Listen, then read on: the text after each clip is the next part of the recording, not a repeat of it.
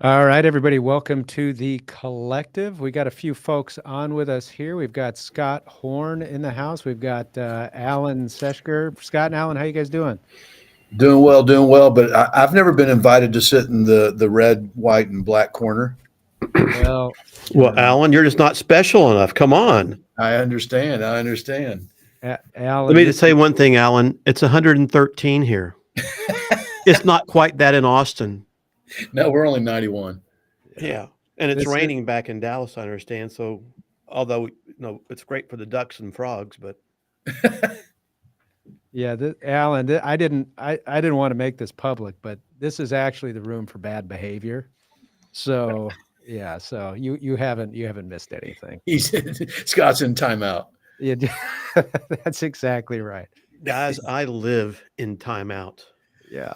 My beautiful partner is right over here, and she puts me there constantly.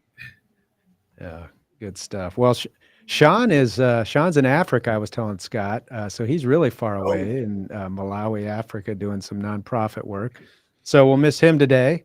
So, I want to say he's out in his loincloth, running barefoot through the jungle with, oh gosh, poof. What's the singer's name? I can't wait to Stranglehold. find out who. Ted Nugent. Oh, Ted He's out Nugent. there, running through the jungle. I saw he was doing that mission work or that volunteer work, and man, that's neat and sounds incredibly substantive. Yeah, it's pretty good work. He kind of found out about the problem that the organization is focused on, which is kind of bringing justice to individuals who have been charged with crimes or haven't kind of received appropriate due process. He kind of found out about the problem accidentally when he was visiting Africa on other matters, and he was like, "Well, I'm a lawyer. This is something that I have an interest in, and I think I could probably lend some assistance." I've been with him twice. It's been a few years, but it's wild. I was telling Scott, they in this country they have a lot of similar laws that we'd be used to that protect the accused, but their problem is not a lot of times the law. It's money. It's having the infrastructure to basically carry out the laws, and things that we're used to in the United States, like efficiency is a virtue here. Our companies run on efficient, we create efficient markets, efficient businesses. That's not necessarily a virtue out there. And an example I would give on that is we tried to post when we were down there a bond for somebody who had been charged with a crime and was sitting in jail for longer than, or in prison for longer than just waiting a trial, longer than what they would have received had they just been found guilty. The process of posting a bond required calls to multiple different officials in multiple different buildings that may or may not have been working down there. We have the processes now. None of us, I know, practice criminal law, but if you were to think here, the process of going to post a bond and get your client out of jail doesn't involve going to all different corners of a city, contacting a whole bunch of different officials and taking, endless amounts of time to do. It's, those kind of things are just not what we're used to. And because of that, people who have been charged with crimes sit for a long period of time. So it's really interesting work. He enjoys it and is out there about, once a year, a couple times a year sometimes. That's Now, neat. That's neat. And I do know the bond process. I've got fraternity brothers. Okay. Is he in South Africa or is he in another? The country he's in is Malawi, Africa. So just maybe about two countries up from South America or so. It's kind of right in the center there. Mm. So Is it total third world or? no, not. I mean, yes and no. Their cities are yeah, probably. I guess I would say it's third world in terms of um, of what they have, and a lot of times it is really a lack of money in their government. They survive heavily off foreign aid, and years and years ago, that country was plagued with I think a government scandal, which which then stopped some of the foreign aid, as you can imagine. Like, I think the government scandal was there was problems with using money inappropriately with foreign aid, and so foreign aid kind of stopped in some of those areas. And in a country that survives heavily on that's very difficult. Just the nicest people. The government officials are just unbelievable to work with. You think about bureaucracy here and what it would take to try to be able to do this kind of work here and get access to prisons. Very difficult. They're like bureaucracy. They hear that somebody wants to come help. They're like, hey, come on in. We'll help you find cases where you can help facilitate and do some good. So in that sense, it's a really great place to do work because you don't run into kind of a lot of the red tape that you would expect to run into here in the States. But in any event, if you're just now joining us, this is the Creative Finance Collective. We're talking about all things creative finance. So if you have questions about creative financing, we're here to talk with them. I'm Andy Fowler, and we've got Scott Horne and Alan Seshker. So we're representing kind of Arizona and Texas. Scott's here in Arizona right now. What are you doing here in Arizona right now? Well, I guess the great thing is we're here hiring a new gal for our title office. We're from 2 to 3 now. We did that yesterday. It's nice to have that problem that you need more help, and things are slowly moving along and cranking out. Doing training and updating and just teaching the gals more about the wonderful creative finance business. Just came from that session with them earlier, and what I was trying to get across to them was, you get guys like the three of us, we understand the creative finance business pretty well, the ins and the outs and whatnot. I mean, Alan and I teach it out there, and to teach it, you got to know it. But in the national closing business out there, and really in the state closing business, most title companies, escrow officers, et cetera, have no idea about this business. They don't understand the disclosures that should be out there, the compliance issues, whatever it might be. I think trained monkeys can sometimes draft documentation, but this business, I think, is still 90% disclosure.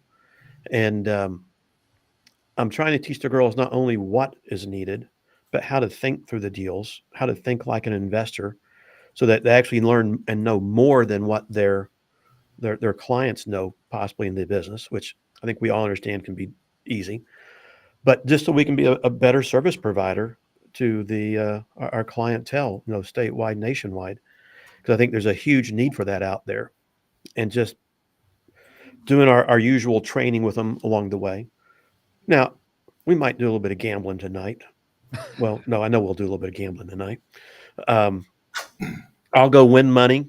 My partner over here is going to lose money. Hopefully not, but that seems to be how it goes. So we're just down here taking care of business, running things. Actually, going to go out and look at a few properties when we leave here in a moment, because we're still looking for a local Airbnb, and we're playing the game. Sounds good. We got a question right to our sub 2 or creative financing topic. Question: are there liens that you would not buy subject to? Has there been a lien you just don't like under any circumstance and creates just too many problems? Or are they all resolvable? Well, let me tell you what I do. I'll let Alan follow up here in a minute. As an investor and a lawyer, when I talk to clients out there, if the lien has a no interest, no payment associated with it, such as a HUD partial claim and or maybe a down payment assistance loan, which seems to be coming in today more into the permanent, they're now the life of the loan as opposed to a 1 year, 5 year, 10-year type loan that they used to be. I don't see any issue in buying the property subject to those liens, although those liens do attach and you have to put them on the affidavit of debts and liens and things of that nature along the way. But since they're not going to foreclose on those liens because of a non-payment issue, I think it's only important to take the mortgage or mortgages that have payment issues associated with them subject to.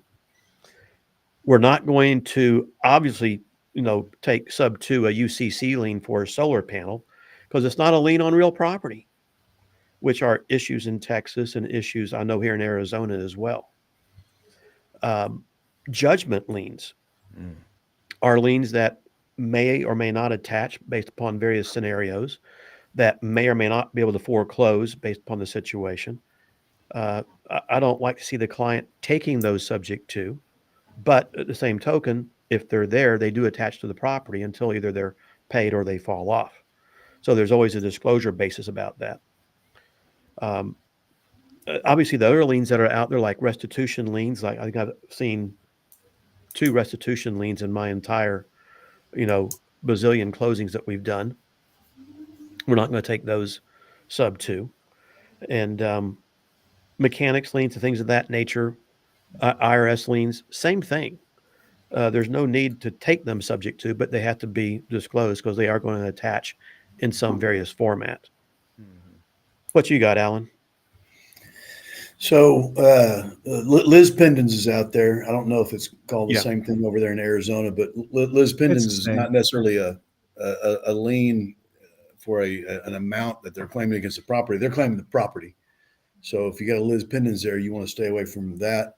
And then just from a business standpoint, whenever we're talking about private loans, small bank loans, credit unions, then we start warning our parties, hey, these people may be, these banks may be looking, or these lenders may be looking for due on sale clause issues more than the average bear. And then I think I said a couple, 3 weeks ago, or even longer than that ago, a couple times on this, home loan serve is becoming a bit of a problem for us.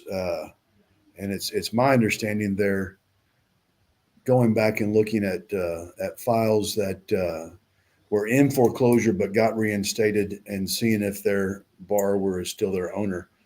And Really? so, yeah, that's what the word is. Mm. So we're In that light, Alan, I totally agree about looking at who the lender is being taken sub to. yeah, And things like your small credit unions where you have a very small base of loans that are being serviced as opposed to 50,000, 100,000 more, whatever that might be out there. I think the client needs to be cautious of that and then structure the acquisition maybe differently along the way. And as to a list pendants, Alan, if one of those pops up, of course, the first question is it active or not? yeah, Has the suit been dismissed or is it still active? Because if it's active, stay away completely, unless you can get it removed. And they ain't going to remove it most likely. yeah. I have seen Liz Pendens filed when the lawsuit isn't the basis of an interest or ownership interest in the property.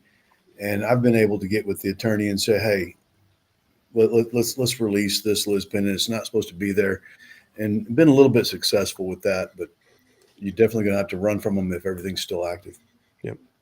And, I will say one thing too. I had to deal with a property down in the Austin area up in Round Rock. After a foreclosure, it was an HOA foreclosure.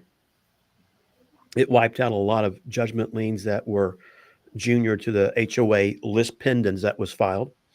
But there was a senior child support lien. And, I think the lesson I like to teach people on things like that is if you don't ask, you don't get.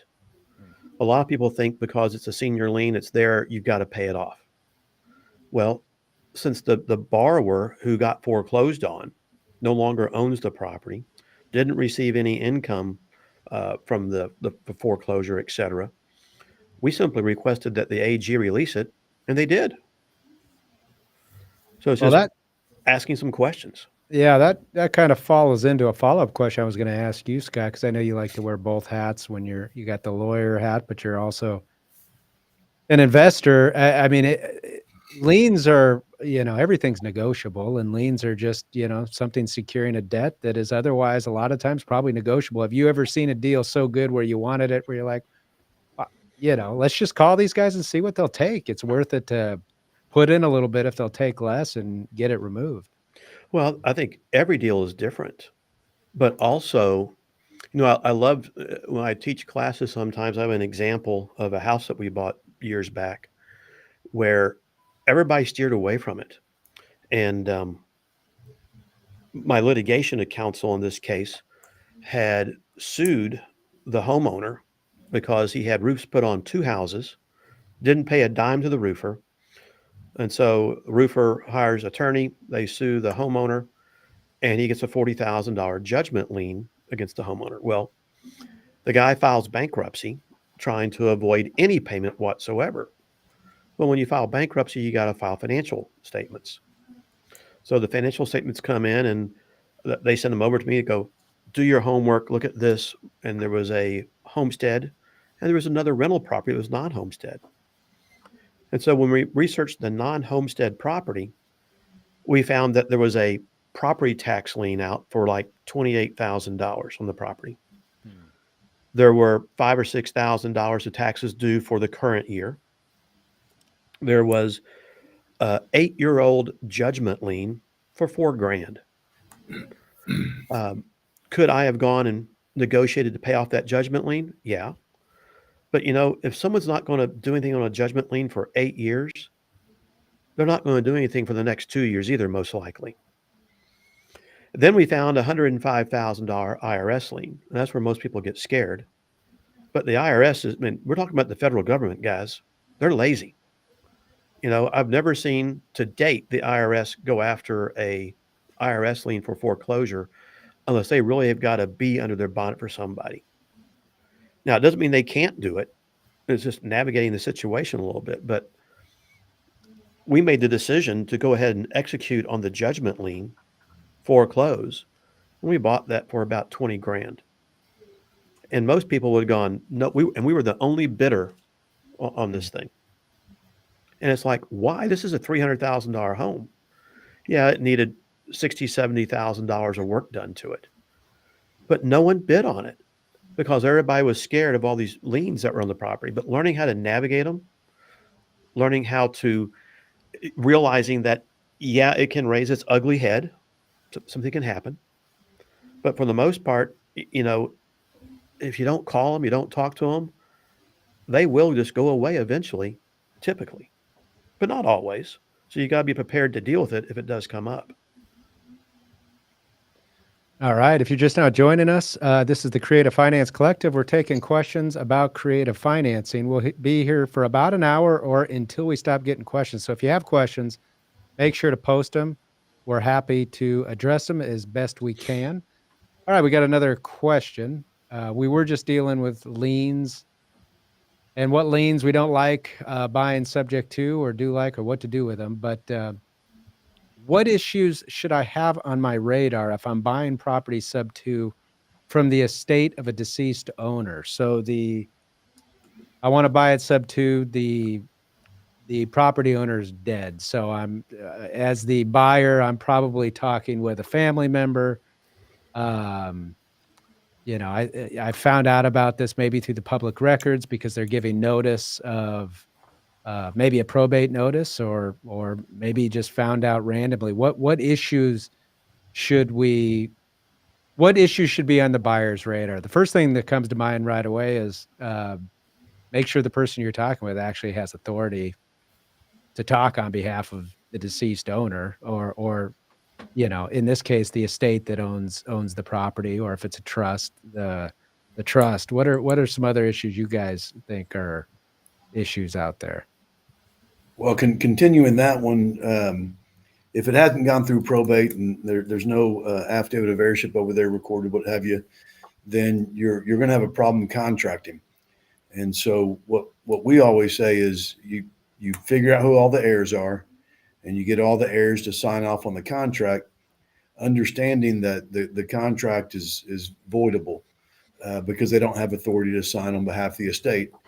Now, there is an argument that after acquired interest occurs, once we file our affidavit of heirship or it goes through probate, those heirs come back into authority to sign, and you can argue that they have after acquired interest.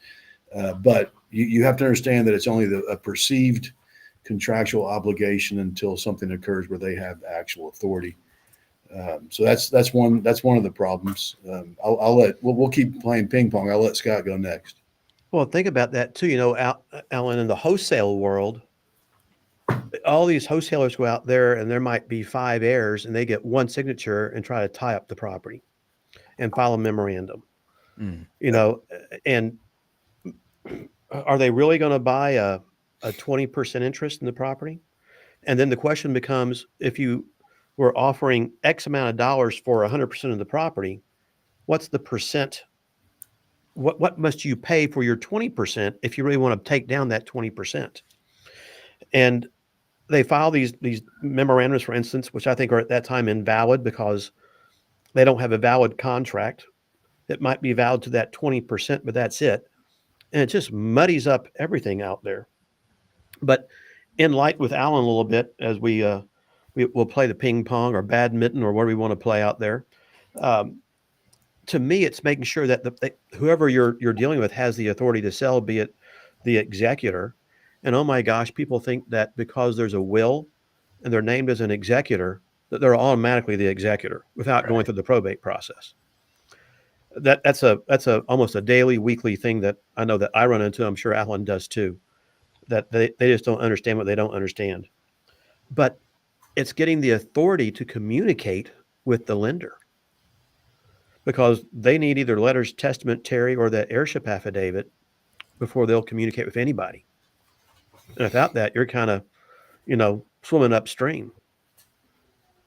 Yeah, you have to take that affidavit of heirship and get that over to the mortgage company, and then they'll say no. We're going to want some type of probate action, and then we say no and say send us up to the next person up from you, and then they'll say no. We get to the third person, then they'll say finally yes. It's kind of a standard operating procedure there. Isn't that amazing they do that? I'll send them the statutes in Texas, where, maybe a surviving spouse automatically inherits the property by operational law if they've been married once and only once, or things of that nature. And you back up what we're telling them. And of course, you're not, as Alan said, you got to go to that next level, to someone who's actually has a brain and can think a little bit and understand things, because, the law is the law. You don't have to have it. I just dealt with that I've done 2 whole probates in the last probably 20 plus years.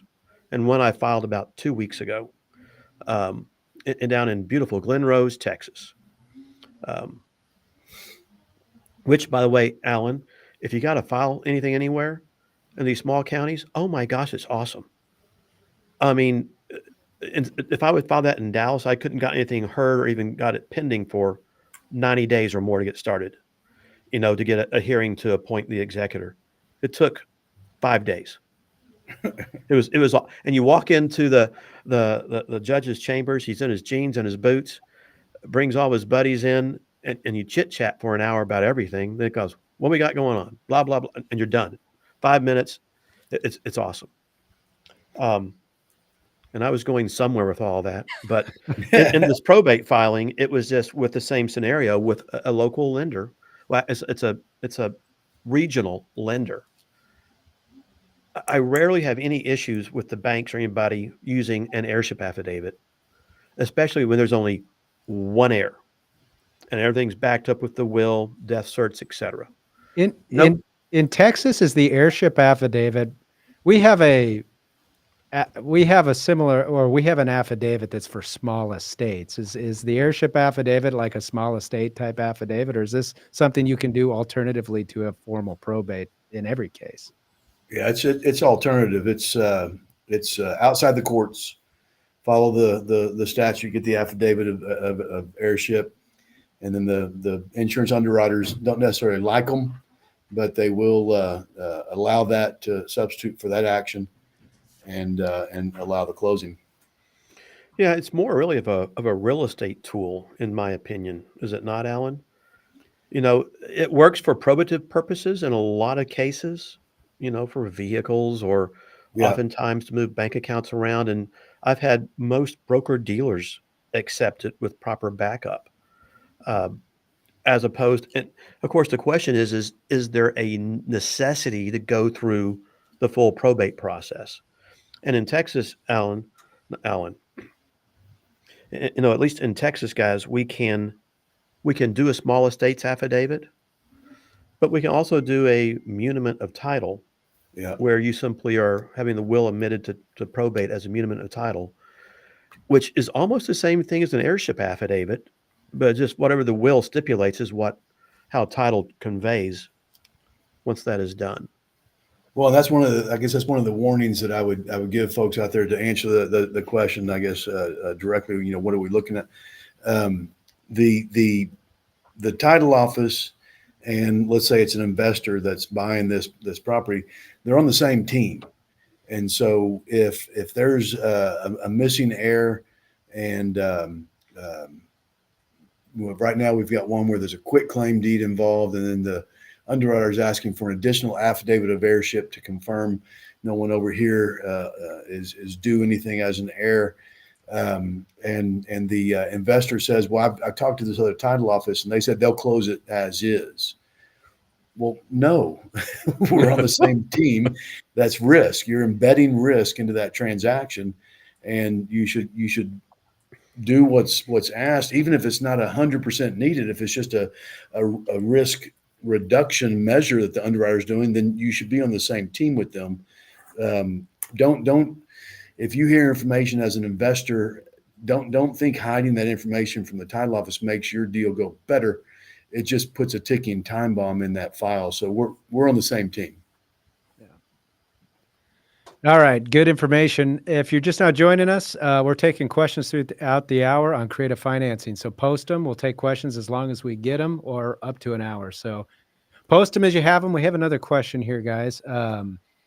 Bear with me. Where's the line drawn with helping the seller get a loan modification or HUD partial claim before buying the property from them? Are you able to get the property under contract first or not? Can I say that to start with? You know, a lot of people in the marketplace want to teach the investor community how to do just that.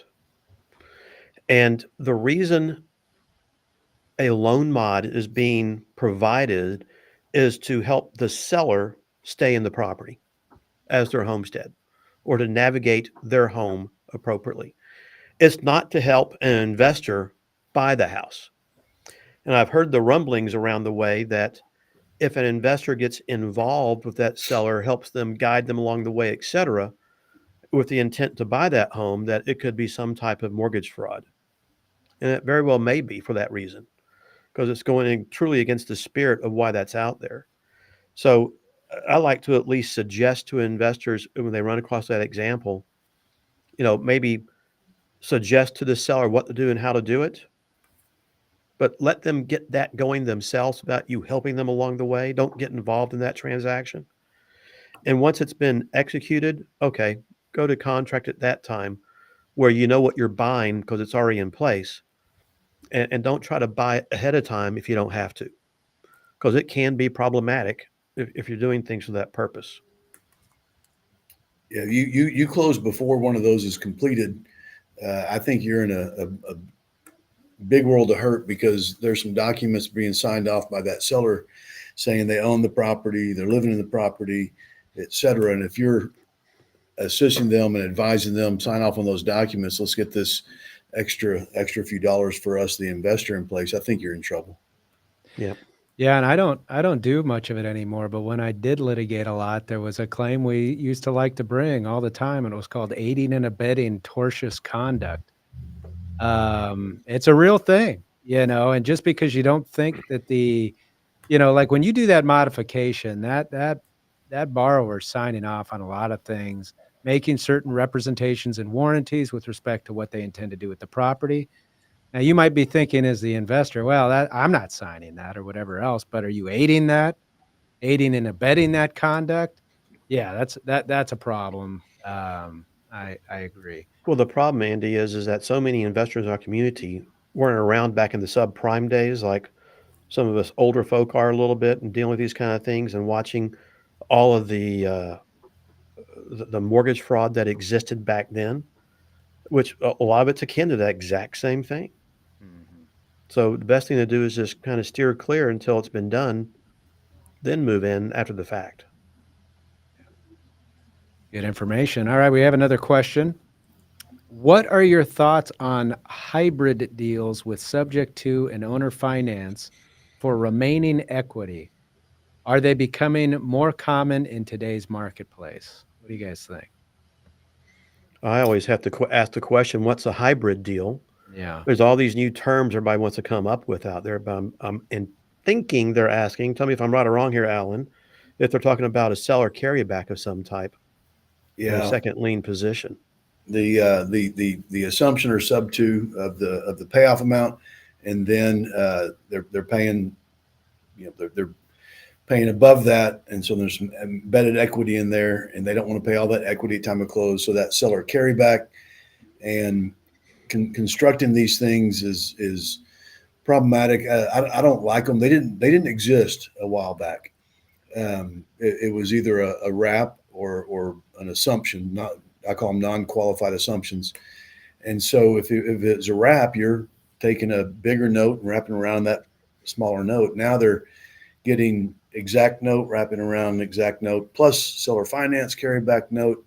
And so it gets confusing. I also don't like drafting up, two notes and deeds of trust. I know Sean said he combines his, and I agree, you can combine them sometimes, but if you want to go sell that second note or you want to pay off one of them, then you've got issues with that. So I don't like them, and I think if you want the interest rate of the underlying note to continue through on that seller finance carryback, then create one note. And if the seller's not letting you do that, then start getting creative and figure out what your interest rate should be to get to the number that you're looking for and avoid that hybrid. But it's complex. It's a headache. And, I'll comment a little bit on that as let's come from the investor perspective, not the lawyer perspective for a minute. So I kind of prefer the subject to with a second, because if I do a wrap, as soon as you sign that note, you're taking on additional liability. A lot of investors in the marketplace, the reason you do a subject to is to limit liability, not just capture that 30-year mortgage on a lower interest rate. And then you provide that second lien. Sometimes when you do it that way, and by the way, Alan, if I represent a seller, I'm doing a wrap. I'm There you not go. doing a sub 2 second. I'm doing a wrap, period. If I'm representing the investor, I'm doing the sub 2 and a second. There's a different mindset based upon which side of the equation you're on sometimes. But at least it gives if the seller needs to put that second lien in default and foreclose, well, they can. And of course, take over that first lien accordingly and move forward again. But I think there's a time and place for both of those, is how I kind of look at that a little bit, depending on which side of the equation you're coming from, and then, all the other things that go into the mix as you're trying to make these decisions for the transaction. I had a seller call me up and was wanting me to assist them in trying to structure a hybrid. And I started asking, I was like, why aren't you just doing a seller finance wrap? And it's because they had been taught hybrid and thought they had to do it that way. And I said, no, you want your 5.5 or 6% interest on the entire amount. Forget your payoff amount and your underlying mortgage. And so just like you said, Scott, that this person just didn't know that they were supposed to be doing a wrap. Yeah. Interesting. All right, we have another question. This one's for you, I'll address it in Arizona, but they ask about Texas. Is Texas a mortgage or deed of trust state? Is foreclosure in Texas on a wrap judicial or non-judicial? So deed of trust, non-judicial. Okay, so deed of trust. It could be judicial, but we don't like judicial. Okay. So in Texas, you guys could theoretically do mortgage or deed of trust. It's just almost always deed of trust. Oh, yeah. Well, we are a deed of trust state. Yeah. Yeah. Now, I will make a comment, though, and this is for other people who draft our transactions in this business, where I see these closing agents close a deal where there's no deed of trust back to the seller. There's no vendor's lien in the deed of trust. And if we have a deed of trust, that's where we can do our non-judicial foreclosure. Well, if you don't have a deed of trust, but at least if you have a vendor's lien in the deed, we can go and do a judicial foreclosure. But if you got neither, you're in court. And I just wish some of these closing agents would open their eyes and protect, get the proper documentation executed between a buyer and a seller for those reasons. We have that old deed to secure assumption. Deed of trust to secure assumption. Well, no, just deed to secure assumption. And so, yeah, I call it an assumption warranty deed. Yeah. Yeah. Same thing with vendor's lien. Yeah. But sometimes they don't have that vendor's lien, and so it leaves them unprotected. It does. I don't know if this is right or wrong. This is, it almost goes back to the old FHA non-qualifying days back in 86 and before. I know you guys weren't born back then yet, but one of us here was when those came up. Alan and I were probably playing in the sandbox at least in 86. Yeah. Thank you. No, I was I was trying to figure out what sororities to go talk to. Oh. Well, see, at least you had sororities. I was down at Texas A&M, and back when I was there, we didn't have Greeks. I won't tell you what we did have. I'll let those who are old enough to remember those days. Oh, well, we were going somewhere with all that, but nobody knows anymore. All right. So, we were talking. So, like Texas, Arizona is a deed of trust state, but we have statutes for mortgages and deeds of trust, and nobody does a mortgage. At least, that's pretty rare. All right. We've got another question. What can a sub-2 seller do to protect their credit if the buyer stops paying? First thing that comes to mind is, well, pay. That'll protect your credit. That won't help your bank account, but that is one thing you can do, and maybe what you're going to need to do while you foreclose, right? What do you guys think? Oh yeah, yeah. A lot of people acquire sub-2 acquisition and then seller finance wrap disposition, so they're no longer liable for that. Strike that. They're no longer issuing that payment for that underlying mortgage, but they need to be ready to. So when the end buyer stops paying, the investor should step in and start paying. So here the seller needs to be ready to do that. You can require maybe 2 months in advance payment. Park that over at the loan servicing company, and that way, if they don't pay, you at least have a little bit longer time to recover the property or get things fixed. So that's one way to protect the credit. But like you said, it's going to be your responsibility to pay that underlying mortgage that you're the borrower on to fully protect you. Dead on point, right? And you try to teach the investor world that if you're going to play this game, whether you're going to lease the property or whatever it might be, Airbnb it, wrap it, whatever, when there's a downtime, there's vacancy, whatever it might be, maintain that loan current. If you can't protect that seller's credit, don't play the game. But if you're also the seller, I try to teach sellers in these transactions. It's like, guys, this is your credit. This is your loan. This is all about you. Once a month, it takes 3 minutes. Go online, check your pay history. 25th of the month, end of the month, make sure that buyer's paid, whoever that buyer might be, and do what you need to do to protect yourself. Maybe after a year, do it every 2 months. Maybe after 2 years, do it every 3 months, whatever it might be. But don't just go out of sight, out of mind, because it is your credit at the end of the day. And unfortunately, I don't think most do that. Yeah. All right. All right, we got another question. What happens if the sub-2 seller's name is on the property insurance and there's a fire or a total loss to the property? So who's on the insurance? The seller. sub-2 seller's name is still on the insurance. I want to bring this up. We had a great conversation, some new insurance guys in the Dallas area who were very well versed in creative finance, insurance protection mechanism. And they were very forthright about this. If you buy a home subject to the existing debt, if you actually read the insurance policy, you better make sure that you, as the buyer, are the named insured on that policy. Now, that seller can be the additional insured. That's not an issue.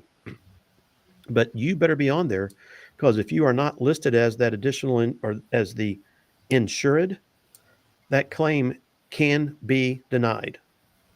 Doesn't mean that it will be denied, but it can be denied as per the insurance policy. And they were walking us through some of the provisions in there that I'm going, okay, never heard that before. It totally changed my approach to insurance in the industry from a protection mechanism perspective. You can gamble. No, I've told a lot of people about insurance. If you're buying sub-2 with the intent to sell in a wrap, you're going to do that within 60, 90 days, let's say. If you want to gamble and keep where you don't change the insurance, maybe you just get added on as a party of interest. Okay, great. What will happen in the case of a casualty loss? I don't know. And then you let the wrap buyer get their new policy, do things properly, correctly to protect all the parties involved. I got it. Are you willing to gamble in that middle scenario or not? And that's really one of the risks I think the investor community has to understand when they're playing that game, and how to navigate insurance. How often? Oh, go ahead, Alan. Well, getting the insurance in place incorrectly is the most often reason for a mortgage wrap to fail, period.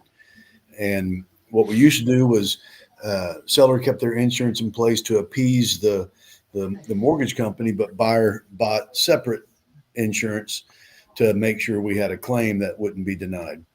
And then we've gone away from that a bit and set them up, like Scott said. Now, what I'm looking for is insurance companies that will put obviously the buyer as the insured, but also put the seller as insured versus additional interest or additional insured. Actually put them up there in the insured box to help these mortgage companies check that box off and not cause the mortgage wrap. Yeah, as a co-insured, right? Yep.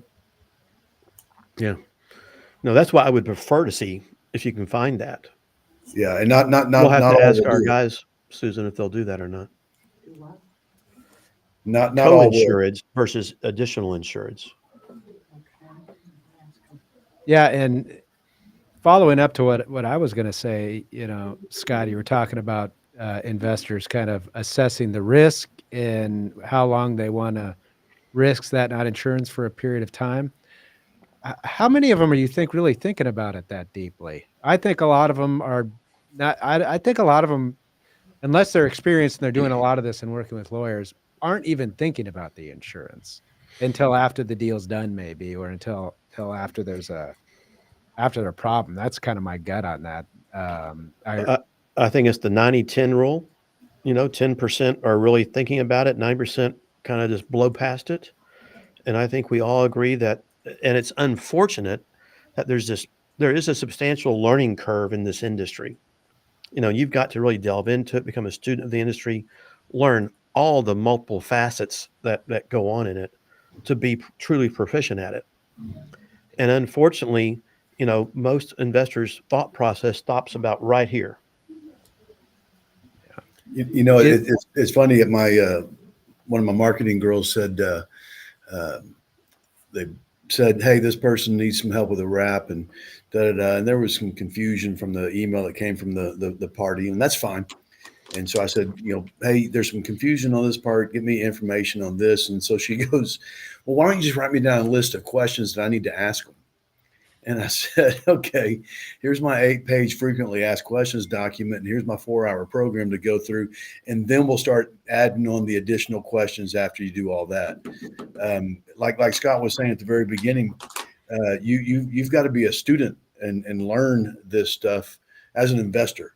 End user seller or an end user buyer, not so much, but as an investor, I think you have an obligation to know this enough so you can teach the people that you're bringing into this fold, into this transaction, what's going on. And most unfortunately don't. Nope. So just to bring this back to finality as to the question, if the sub-2 seller's name's still on the insurance and you've not done anything else and there's a loss, you've got a big problem. You're rolling the dice, baby. Yeah. And if the loss is big enough, that's when they're going to start digging into this, looking for the reason to say no. And so you might get a small claim over there. You got a couple $1,000 claim on a roof damage or something. Sure. You've got a catastrophic claim. They're going to look into that, in my opinion, and say no. Yep. They're going to find a way not to pay. Yeah. Good information. Well, hey guys, that's all the questions. We had a lot of good questions, good dialogue. So we'll, that's all the questions we got. So we'll go ahead and close it out. Thanks for your time. And we'll plan on doing it again soon. Awesome. Alan, enjoy the balmy 91. We'll trade you next time. I'm going to try to bring this back with me to Texas. Okay. Yeah, do. Maybe it'll dry out. I don't know about Austin. Maybe it'll help dry out Dallas a little bit. Yeah, we're muggy. We're dang muggy. Yeah, it is. By the way, Andy, it's pretty miserable in at least the DFW area. Yeah. When you walk outside and it is 100% humidity and it's not raining, it's like yuck. We don't have the humidity, but we got the heat here. But you got a monsoon coming here, though, I hear. Yeah, we got to get out of town before that comes. The haboobs, these big windstorms that come in. So, all right, guys, good talking with you. We'll see you next time.